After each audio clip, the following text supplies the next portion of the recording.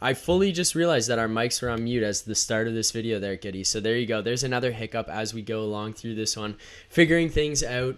Trying to mute our mics as we get started here and go into these things silently. This is our third ever live stream, so apologies for that. I think we went about 20 seconds there quietly, but hopefully we figured it out at this point. Thank you guys for jumping in the chat here, already telling us we are muted. Appreciate the heads up there. Got that one figured out pretty quickly on our own, but yes, appreciate that one. The Toronto Maple Leafs beat the Montreal Canadiens 2-1 tonight in the opening game of the regular season 2021-2022 season. Goody, how do we feel about this Leafs win tonight? Goals from Engvall and Nylander. Jack Campbell playing unreal tonight. How do you feel? I think Jack Campbell's the reason that we won. In the first 3 minutes, we almost got scored on 3 times. It wasn't looking good. I was having all these weird thoughts about, are we even a solid team without Austin Matthews? I was in a dark place, Phil. I was like, we come back against a team that eliminated us and made us look like a joke. And that's the way we opened up the season. But thankfully, we got a really level-headed guy like Campbell who got us through it. And then some great scoring and timely plays by Nylander. I really liked Engvall's game tonight. Crazy to think he's only here because of what happened to Mikheyev. He's solid, but nothing special. And we thought this roster was going to be special, and I think it still can be. But yeah, he comes in, does his job. I like that line all night. Actually, it was Engvall, Kampf, and Kasha and Kasha. Yeah. So that line I thought played really well. But what do you think of the game? Well, honestly, like that line in particular that you just mentioned, they looked lethal from the start. And I think that one thing that we really got to see from that line is like we've had these makeshift checking lines here in Toronto in the past that are like they just get deemed our checking line because the two lines ahead of them aren't checking lines. We don't have another checking line, if that makes sense. So like that line gets kind of like that's the checking line. So Kerfoot gets thrown into the third line mix and he plays with Ilya Mikheyev and everyone says that's the checking line. Nothing about it has necessarily been a checking line other than the fact that we have two goal scoring lines and a fourth line behind them. So the third line just naturally grabs that title. Whereas like tonight, you watch that situation where you have like Kasha, Kampf, Engvall.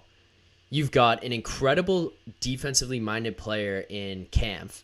Then you have Kasha, who is like very gritty, very fast, energetic, brings a lot to that line. He can create at both ends of the ice. And then Engvall, who just like, as much as I've harped on Engvall on here before, I think that this Mikheyev injury may have just been a complete blessing to Pierre Engvall to give him an opportunity, because if he continues to play like the way he did tonight, now obviously this guy isn't going to score 82 goals this season. He's not going to score a goal a game. But if he continues to play the way that he did on that line, generating chances, disrupting plays, having an active stick, being in lanes, like generic hockey crap.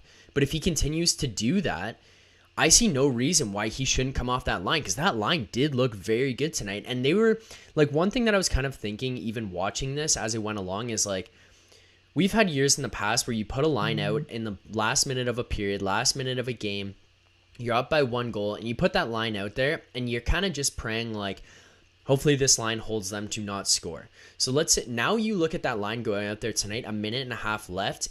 Any of the periods they go out there, that line goes out there and you have confidence that the other team's not going to score. But in the back of your mind, you're also thinking this line actually might go and score as well. And the other team has to be aware of that threat that this line could create a chance coming the other way.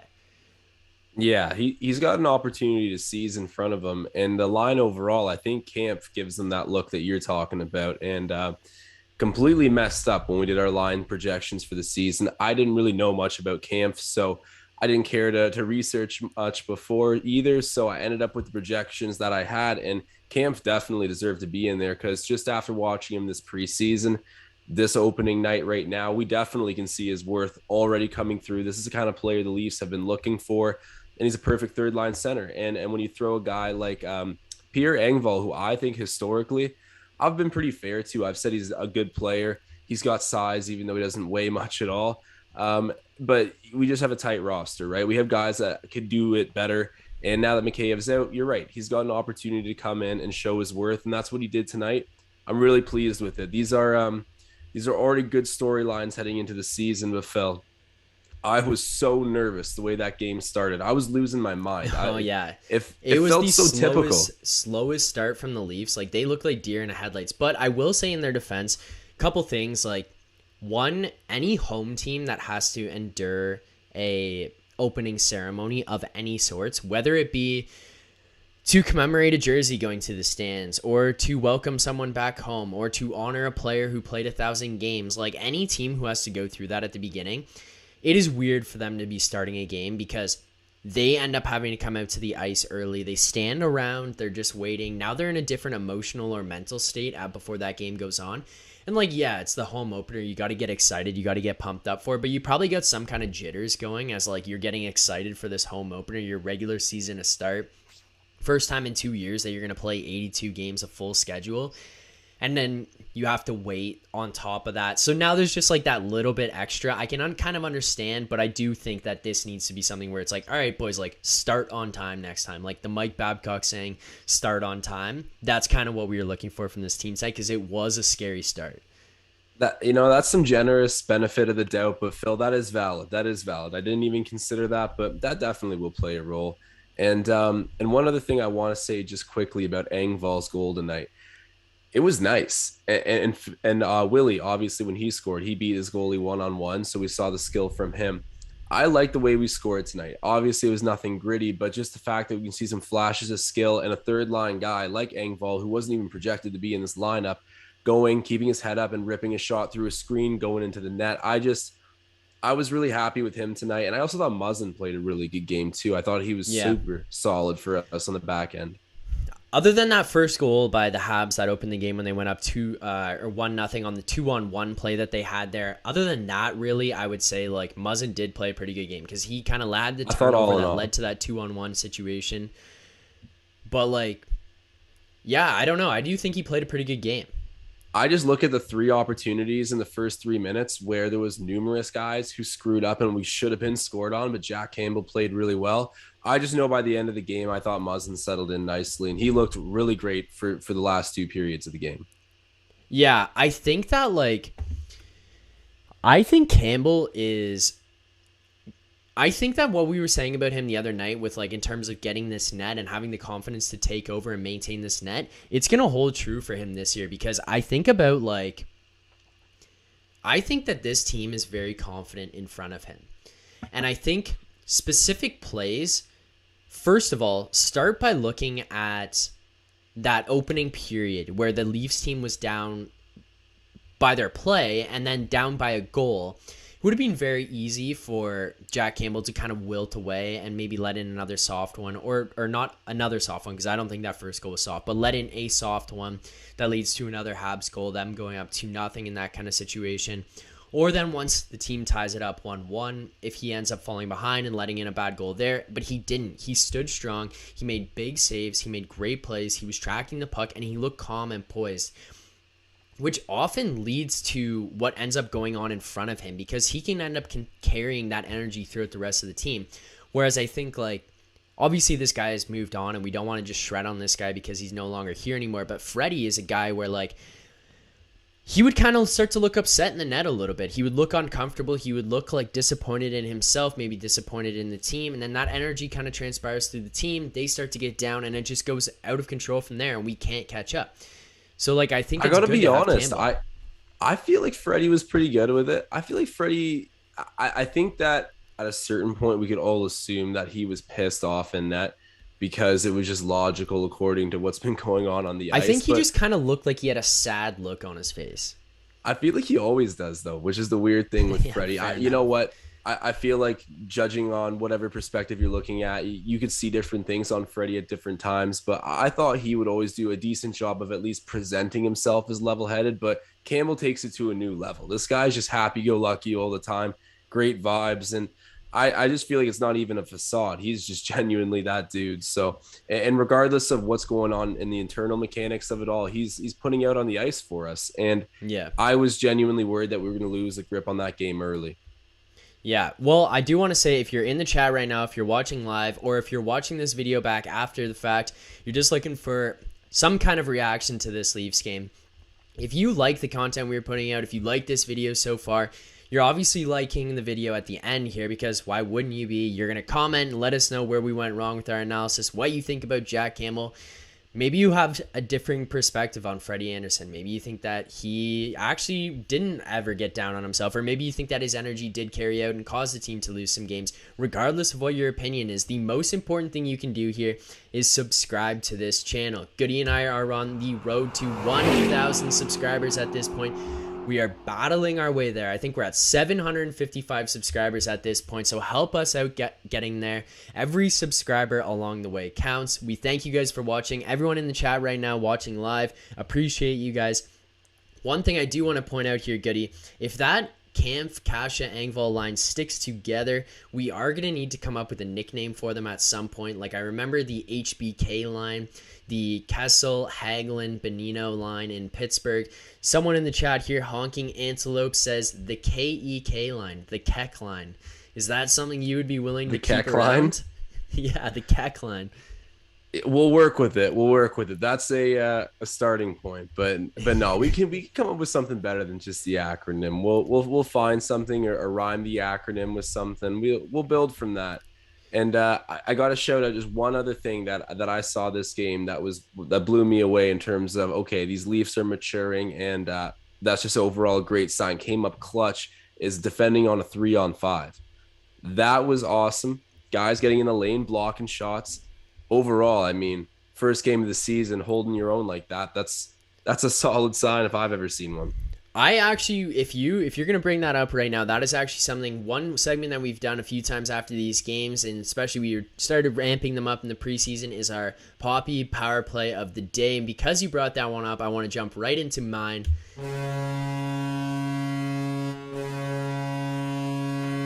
So my Poppy power play of the day is going to go to that 5-on-3 penalty kill. Personally, I think that is a situation where, regardless of if the Habs score 2 goals on that power play or if they just get away with 1, it is a huge momentum swing. It's a 1-goal game. The Leafs take back-to-back tripping penalties, which are, I think the one on Spezza is completely just, yeah, that's a tripping penalty. Whatever, it sucks to happen, but it happens.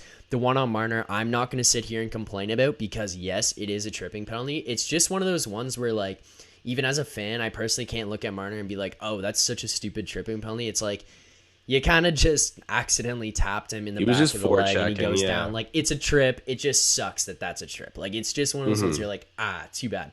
But they go on the other end. You got guys like David Kampf, Alex Kerfoot, Morgan Riley, TJ Brody, Jake Muzzin, Justin Hall out there just cycling through that 5-on-3, killing penalties, blocking shots, getting in the lanes. These guys were just swarming people and just suffocating everything, which isn't really something that we've seen from this penalty kill in the past. Obviously, that was a 5-on-3, different situation. But again, it goes to that confidence that they have in each other. And again, with their goalie behind them in net there, it's just, you can tell this is a confident group that believes in each other, at least to this point of the season. Early on here, we can't overreact to everything, but like, to have that pressure that they had, I think that it is just that elevated level of confidence with everyone else on the ice. And that 5-on-3 could have easily gone to a situation of tying that game. It's a 1-goal game. They shut it down, and it just carries that momentum right to the end of the game of just playing solid defense, ending this game on a positive note. And in non-typical Leafs fashion, they do it without much drama, really. Like, you kill that 5-on-3, and then you just kind of cruise to the end and play safe, solid, smart hockey. Well, you know what? I wouldn't say it was all safe, solid hockey, because we had to have our defenseman make a save at one point there. Justin Hall, that's going to be my Poppy power play of the day. That was an insane save. I mean, if we're talking about timely plays from guys that we need to step up, Justin Hall, we kept you. We didn't want you to get picked up by the Kraken for some reason I actually can't figure out. But you know what? It's paying off right now. And that was a sweet play by him. Way to step up in the moment and help us secure a win.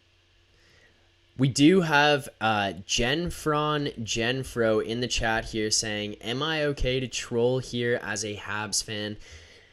Honestly, I will welcome any viewers who want to come in here, whether you want to troll us, whether you want to troll the Leafs fans in this chat, you want to go off and let us know how bad that you think this team is or whatever the situation. have at it in the chat. The chat is your free will. Just keep it safe, keep it PG in the chat there. But if you want to troll, you can troll all you want. If you were in our live stream last night previewing this season, which by the way, if you haven't checked that video out, go out and check it, because you can check in on all the different predictions Goody and I made for this 2021-2022 season. They're all in there. But we did have a guy, Donnie Brasco, I think maybe his name was, and he was going off telling us that the Leafs weren't even going to make the playoffs this year. So we do have some experience with some trolls in the chat. We welcome you all into here, and obviously people love goofing on the Leafs. Just like, that's what it is. One of our buddies calls them the laughs. That's the way she goes. We accept it at this point. We are a laughing stock, and I went off on a rant last night about how embarrassing it is. We got to accept it. At this point, until we reverse it, we can't say much back. So we'll keep doing our thing. I'd like to remind Jenfro it's a new season and we're 1-0 and the Habs aren't. So whatever happens from this point on, we can talk more about. But I'm definitely not looking in the rearview mirror, and I hope the Leafs aren't either, because it's ugly back there. But we're hoping for a success this new season, and tonight was the right start. And I really can't get over how much I loved a guy like Camp. I know I'm segueing into a bunch of different points here, but I just have so many different things I wanted to see this season, and I didn't know what to think about Camp. Like I said, I didn't know a lot about him. I don't think that there's a huge scouting report on him that every NHL fan would know. But now that we've got him here playing, I love it. I think he's great. The defensive responsibility is just up to notch. Well, before I get into something here, I do have a belief or disbelief to get into with you, but we do have some people in the chat referencing Donnie in our live yesterday. Rob Irvine says, Donald, LOL. Dyslexic says, good God, don't summon the Donnie. Shh. And Honking Antelope says, I seen Donnie Brasco yesterday, but I never said anything. Now he doesn't even show up. You're right. Donnie is quiet now that the Leafs are out there. Donnie will surface every time the Leafs lose a game. Yeah. I'm certain of it. We'll see him up in the chats there. I don't know if we'll ever see Donnie again. I wonder. He's going to come back and take us up on that if the Leafs don't win the playoffs this year. That will be where we see him again. But Goody, we did intro a new segment last night, and we're not going to go crazy doing this segment today. But because you brought up Camp again, I do have a question for you regarding that segment. So I do want to just throw it right to the segment, because Ben did go to work. Ben Rogers from the Raptors Digest, who set all of this up for us. This guy hustles behind the scenes, so shout out him. But he set up the animation for this, so I've got to just show some love, and it is our Belief or Disbelief segment.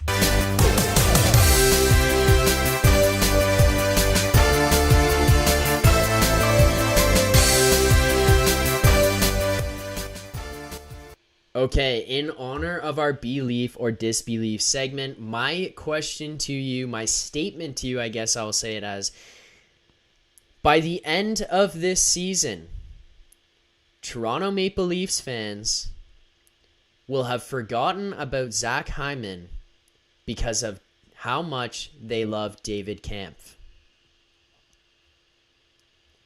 Disbelief. I think David Kampf is going to do sort of an entirely new role for us. I was actually a little bit worried that Nick Ritchie won't be consistent enough to distract us. And then we're going to look over to Edmonton. And yeah, I think that Zach Hyman's going to get a ridiculous amount of points, because he's either going to be playing with McDavid or Draisaitl, and it's looking like McDavid at this point.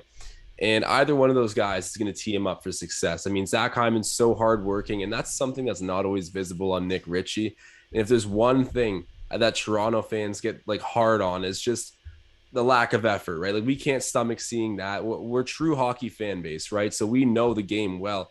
And when we watch it and see a guy who I feel like can get lackadaisical like Nick Ritchie, it's going to make us miss Zach Hyman. But I think we'll take David Kampf in his very different role, but it's not going to make us forget about losing Zach Hyman. I still think for that price, we made the right move. But no, David Kampf is going to settle in on his own kind of wavelength. What do you think, Phil? Are you buying that? Goody. I'm going to go opposite of you here, and I'm going to go Belief. Ooh. I'm rocking with Belief on this one for a couple different reasons. They're not like all just one makes me think this, and the other one makes me think this. It's kind of just the combination of them, and I'll lay them all out for you. If you disagree with any of them, just let me know right away here. But basically, first things first, David Kampf, significantly better defensive player than Zach Hyman. Just all around better defensive player. Yeah, give me that. Fact or fiction if I am Okay. wrong about what I'm saying, or belief, disbelief. So, way better defensive player. That's a belief. Way better penalty killer. Belief. Way better on faceoffs. Belief. Better cap hit. Belief. But Zach Hyman's a point guy. But is Zach Hyman a point guy when you have other guys around him who score those points? We never, ever, as Leafs fans, should have ever once looked at Zach Hyman and said, that guy's got to score points. Like, that should not have entered our mind. We only got to that point as a fan base, as Leafs fans, because we were like, oh my God, why is Austin Matthews and Mitch Marner not scoring in the playoffs? Can Zach Hyman score? Like, this is where we got to, and we just started overvaluing Hyman. And I think like we were on the same page even down the stretch in the playoffs leading into free agency of like, why are we looking at this guy being worth so much? Now we have guys who can replace him strictly defensively, and guys like Kasha and Richie and Bunting to replace that offense that we lost from him. Like, to put it in perspective, he's got basically the same cap hit as what Suzuki now, which is crazy to think about because Zach Hyman is nowhere near the player. And we were on the same page about it. I'm just taking this question in the context of, will specifically Kampf make us forget about Hyman? He's going to make me forget, Goody. That's what I'm valuing fair. Here. That's what I'm fair. Valuing. I think our team got better, right? But you know, I honestly still think Hyman's going to get a boatload of points out there in Edmonton, and whether or not Edmonton actually manages to do anything or you know, put him in a role that's going to really help them win, I don't know. I think he's overpriced, but Zach Hyman will do him and get some points. And I got to point out Johnny in the chat saying David Kampf reminds me of McClement. Yeah, Jay McClement of the old Leafs teams. I've thought that before, actually. I completely agree. Okay. We got Raybo back in the chat too. Dyslexic. We got some legends here, some already Leafs Digest regulars in the chat.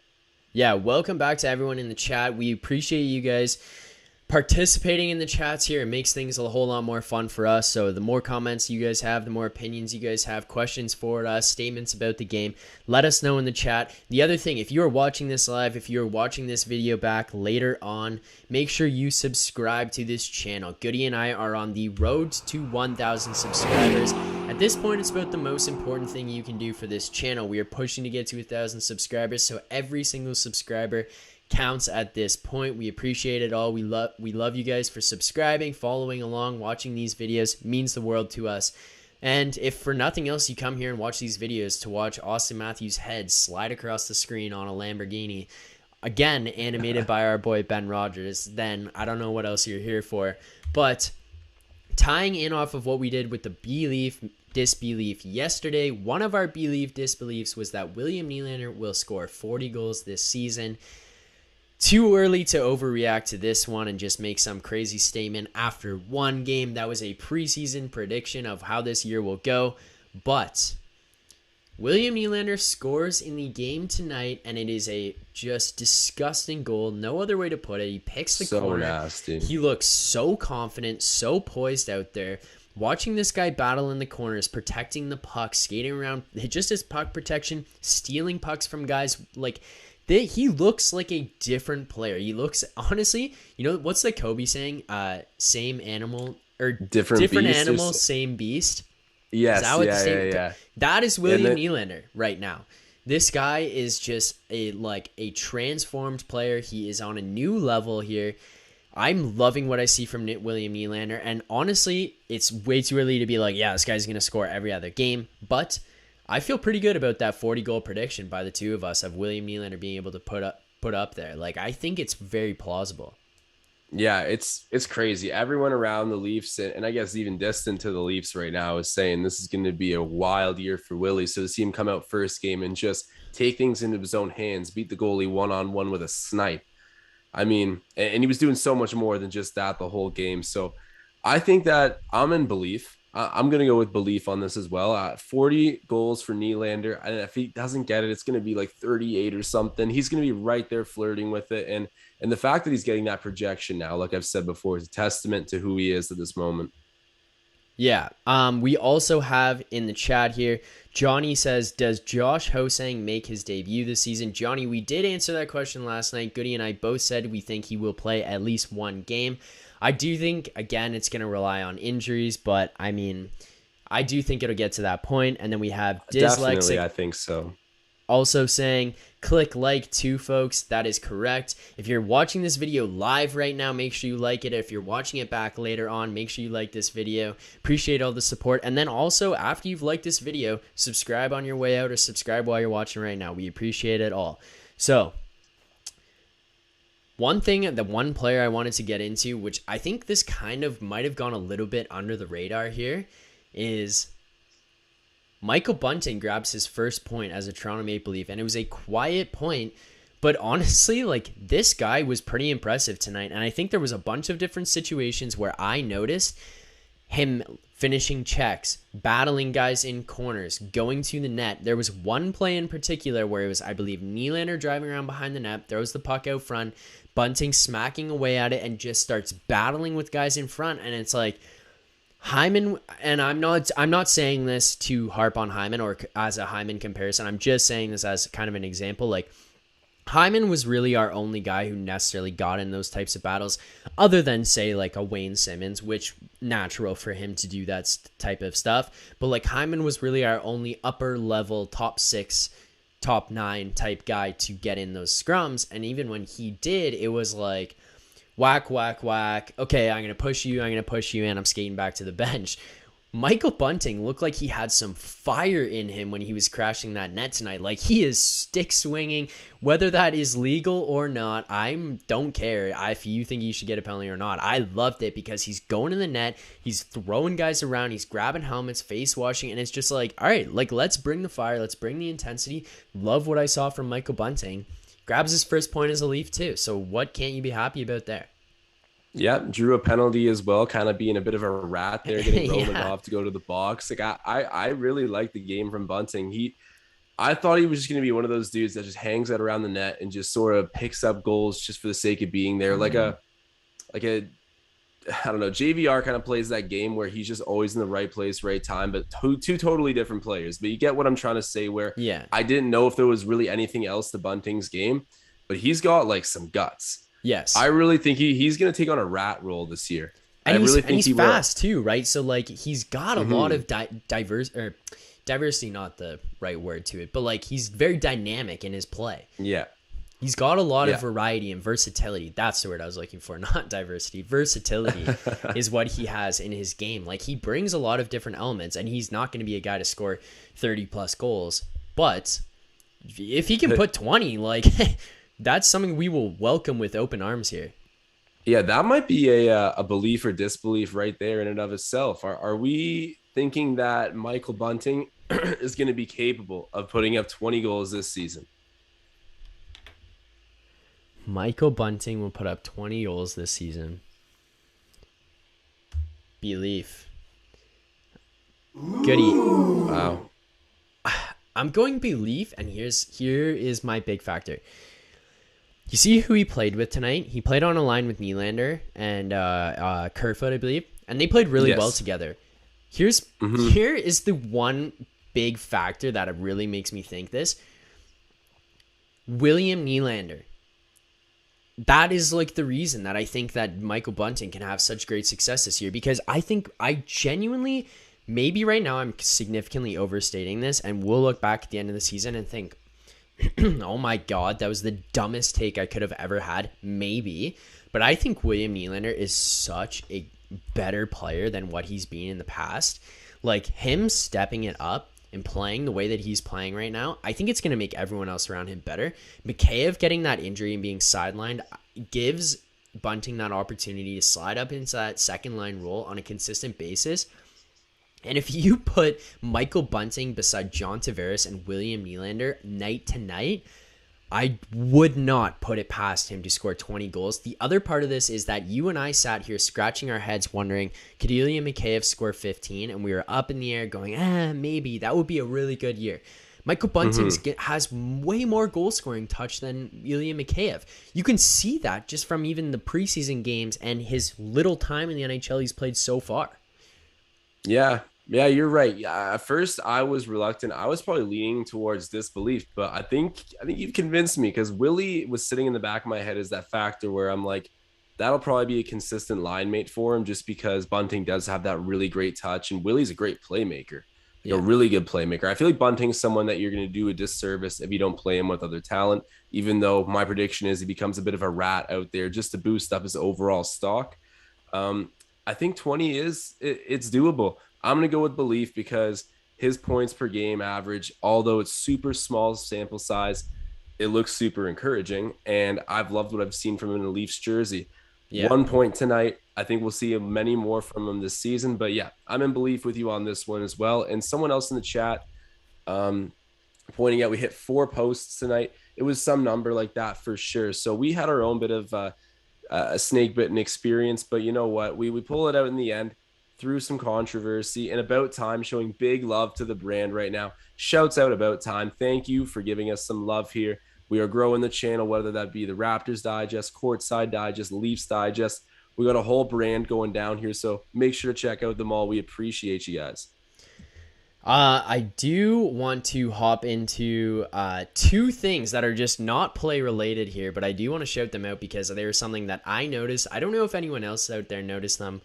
First thing, just get it out of the way. The new helmet sponsor, Goody. Did you see who the new helmet sponsor is? Yeah, I was going to bring that up too. TikTok Canada is sponsoring. I think it's so funny that TikTok hopped in there and is sponsoring the Toronto Maple Leafs. I just think it's so funny, the whole situation there.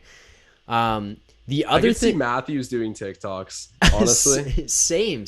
No, you know who would really get into the TikToks? Two guys. Marner. And I think Nylander would sneaky get in the TikTok game. My God, you're right. Yeah, you're right. And then the other thing, it's also another helmet noticing. Did you notice the white loops, white straps on the blue helmets tonight? I think those looked clean.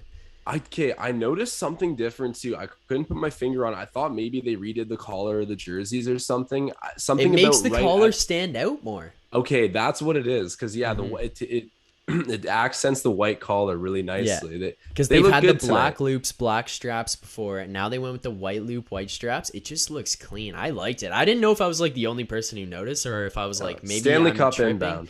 But yeah, it looked nice. I thought it looked nice. So let's hop into the chat here real quick and break down some of the things that we've got. I do see Pro Guide Entertainment taking some runs at the Habs. He says Habs suck. Last year for them was a fluke. Cheers to that. Simmons should have fought that rat Gallagher and dropped him. The only thing I got to say to that, Pro Guide Entertainment, is that I think this is a long season. These guys know this is the opening game. There is plenty of time for them to get back at each other later on. That's likely an opportunity where Simmons says, we've already got Ilya Mikheyev injured, Austin Matthews sitting in the stands. Mitch Marner kind of was a game time decision today. Maybe I'll hold off and not risk injury just to send a message at this point in time. I think that might be one of those situations.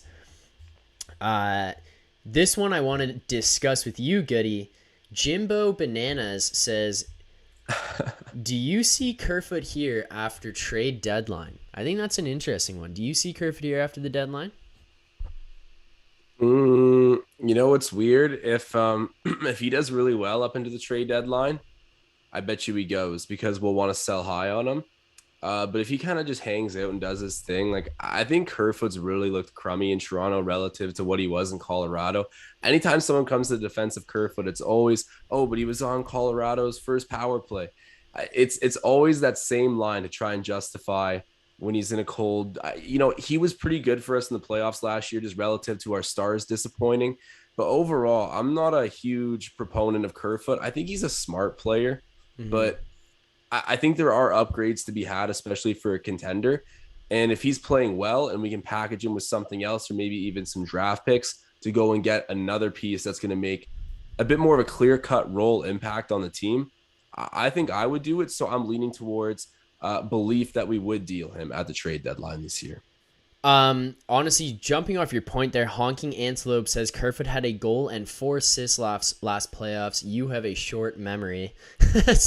No, I acknowledge that he was one of our best players in the playoffs, but I just mean, so I just wanted to hop in and say acknowledge his statement there. Now the Honking Antelope did point that out as well. That's definitely valid. I don't really notice Kerfoot being that impactful consistently. And I don't know. I think the only reason that stands out so much is because of how crummy our top end talent was. If they played up to cuff, I don't even think it would have been that memorable. But no, nonetheless, kudos to Kerfoot for what he did do. Yeah, fair enough. Here's one thing. Like, okay, I see what you're saying in terms of Kerfoot. If he's playing really well, you could see him moving on, and I don't necessarily disagree. But here's my thought process on it. I kind of get the feeling that this Leafs management feels very comfortable with this group that they have, and they want them to have the opportunity to build chemistry. I think they see depth in the signings that they've had here. I think they see depth in the opportunity for Ilya Mikheyev to step up and join in back into this lineup if he does get healthy enough, if he does prove that he can get back there and maybe even become a fourth line or a third line kind of contributor. Maybe he was even getting to the point where he was like, maybe they just move on from him. Maybe he's the guy they move on from to open up some cap space even before he comes back. But they also see Amadio. They see Nick Robertson in the minors, SDA, Curtis Gabriel. Like, there are some options down in the Marlies that could come up here and fill into some spots. And I think that they are pretty comfortable with this forward line and what kind of rotations they could put forward. And I think that when we watched Kerfoot last year, we learned a lot about who he is as an NHL player. He is a guy that can contribute regularly and can contribute a good amount in some valuable minutes because he's a very serviceable NHL player. He's a good NHL player. And I just think he gets paid too much. I know what you mean. I don't disagree. I don't necessarily disagree. But I just think like it's not like it's that hard to swallow his $3.5 million. Like, it doesn't, I don't look at it and I'm like choking looking at it. Like, if he was 4 or more, I would agree with you completely and be like, yeah, that's too much. But like at what he's at with the 3.5, I genuinely kind of like him there. And like, and I could see this being a guy who even competes for a second line spot if he can play really well and like play well enough, especially because he plays well with Nylander.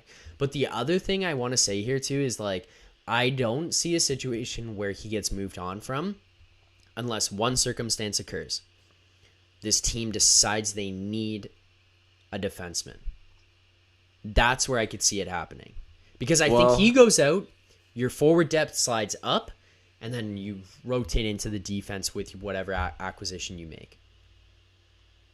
And you know what? That brings me to another point. Just to leave off on the Kerfoot thing entirely, I do see a lot of talent in Kerfoot, and I'm not pressed to move him or anything, but I feel like if you can get him up to like what a $3.5 million player should look like, I think he's been inconsistent with Toronto, like really inconsistent. So if we can get him up to that value and move him for something like what we're saying, an extra defenseman, if we're in that situation, I think it's money. I don't rule out that situation. And tonight I was looking around and I started to think to myself, are we seeing some signs of age from TJ Brody? Is this the season where we kind of see him slow down a little bit? There was some times with Brody tonight where I felt like he lost a bit of an edge. I don't think he played a bad game, but I felt like I'm like, okay, he's starting to look like he's whatever, like 34, 35 out there now. How old is he? He's not that old. I want to say TJ Brody is like comfortably above 30 for sure. Is he not? I don't know. I actually don't know. But okay, while I'm searching this up, while we're pulling this up, he's 31. You're not wrong. He's 31 years old. Okay. But that is a little younger than I thought, but he looked a little slow to me at times. I honestly, I'm sorry, I'm gonna have to go against you here and say that is a complete overreaction to game 1 of TJ Brody, because I see what you're saying, and there was times where I looked and I was like, tough play, maybe he doesn't look like himself. But what I will revert to and what I will remind you of, if people out there saw last year or remember last year, TJ Brody had a slow start to last season as well, where he didn't look bad. We were just kind of saw him and we're like, oh, like, was this like our huge acquisition? Whereas, like, there we go, Savage. I don't know. I hope I said that right, Savage. Or maybe you're trying to make like a funny statement on that name there. He says, remember last year, Brody looked slow at the start and everyone criticized him. Give him some time to get into it. He was great last year. There you go. Like, I just think like last year, he just had that slow start.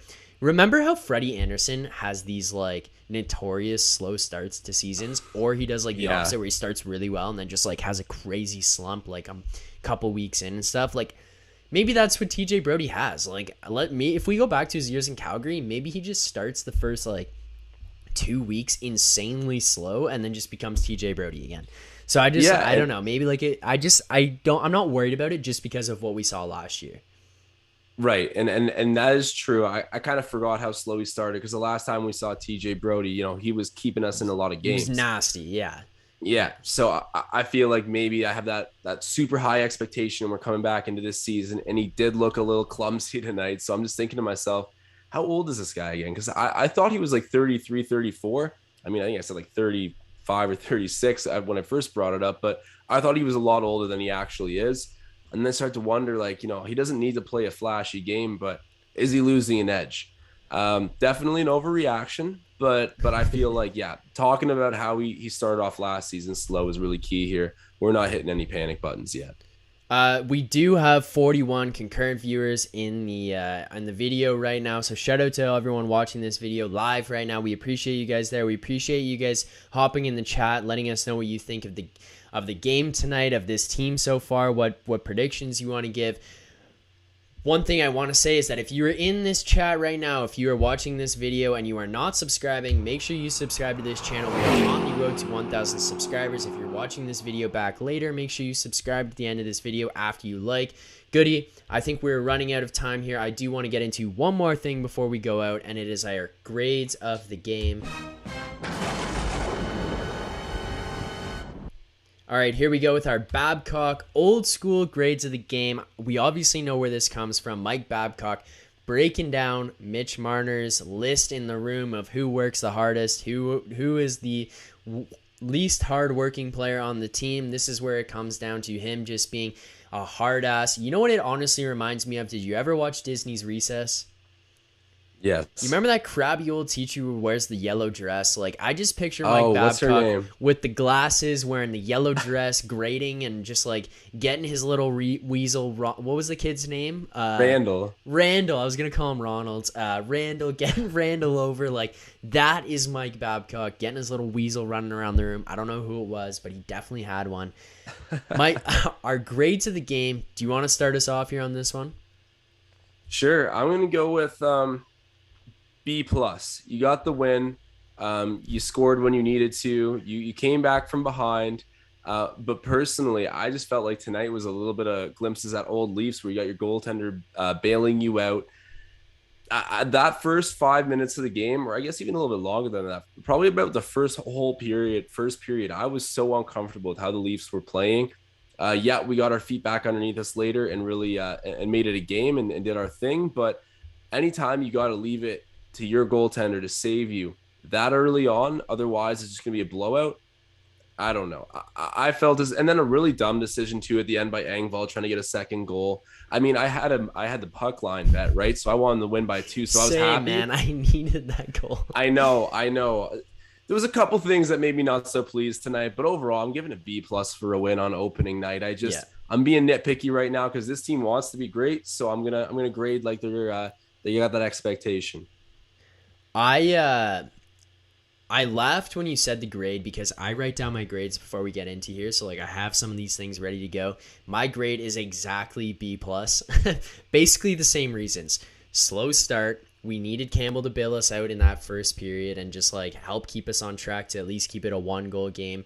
Once we tied the game up, even then still we were looking like, okay, the team really stepped up the game into the second period. We came out really hard, really fast. Even like Campbell just even seemed to elevate his game even more than the first period, which like seemed hard to do because he played outstanding in the first period.